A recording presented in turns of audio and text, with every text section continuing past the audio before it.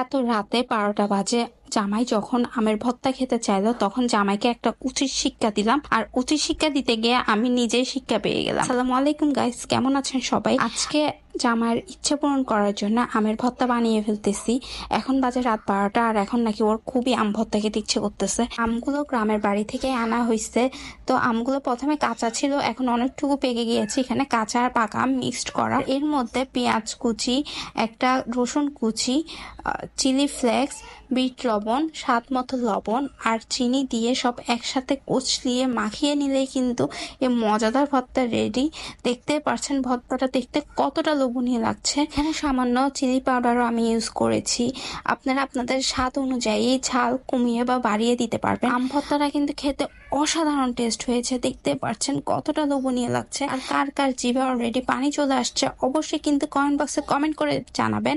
আর যার হাতে এই মজাদার আম ভর্তা খেতে চান তাকে মেনশন দিয়ে দিন। আমি তো চিন্তা করলাম শর্টকাট ভাবে কোনোভাবে আপনাদের ভাইয়াকে এই আম ভর্তা বানিয়ে খাওয়াই দিব, কিন্তু শিক্ষা দিতে গিয়ে আমি নিজে শিক্ষা পেয়ে গেলাম। তা হলো এত মজার ভর্তা বানিয়েছি, আপনাদের ভাইয়া বলতেছে এখন থেকে রেগুলার তুমি এই ভর্তা বানাবা আর আমাকে এই মজাদার ভর্তাটা রেগুলার খাওয়াবা।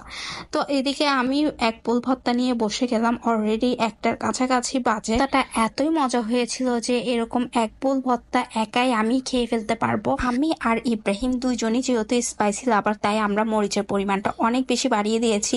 এখানে চিলি পাউডার আর অনেক পরিমাণে চিলি ফ্লেক্স ইউজ করেছি।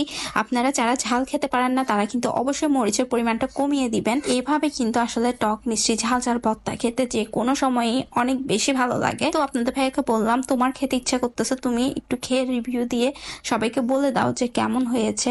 তো ও আমার কষ্টটা সার্থক করে তোলার জন্য ও আজকে রিভিউ দেওয়ার জন্য চলে আসলো। আর ও বলতেছে যে এত মজার আমের ভর্তা এর আগে আমি কখনো খাইনি।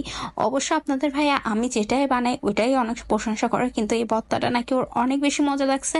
ও এখন ডিমান্ড করতেছে আমের সিজন থাকবে আমি নাকি ওকে প্রতিদিন এরকম ভর্তা বানিয়ে খাওয়াইতে হবে। যাই হোক, আসলে আমার মতো জামাইকে কেউ শিক্ষা দিতে যাবেন না, তখন নিজেরাই কিন্তু আমার মতো শিক্ষা পেয়ে যাবেন।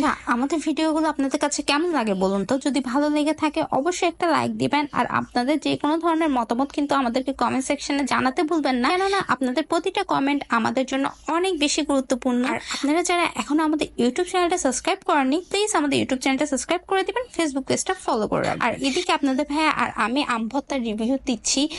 এগুলো ওয়াদি পেপি বসে বসে এতক্ষণ দেখতে ছিল আর শিখে ফেলছে। এখন ও দেখাতে ছিল আর বলতেছিল মামি ডেডি ভিডিও করো, মানে ওকেও ভিডিও করতে বলতেছে যাতে ও রিভিউ দিবে, মানে এটা বুঝাইতে পারতেছে না, বাট ও দেখাইতে ছিল খাচ্ছে ওইটা। এখন কিন্তু আম অনেক বেশি অ্যাভেলেবেল, সবাই বাসায় এনে এভাবে মজার মজার ভর্তা করে আচার করে কিন্তু খাইতে পারেন। সো সবাই আমাদের জন্য অনেক বেশি দোয়া করবেন। That's it for today. আল্লাহ হাফেজ।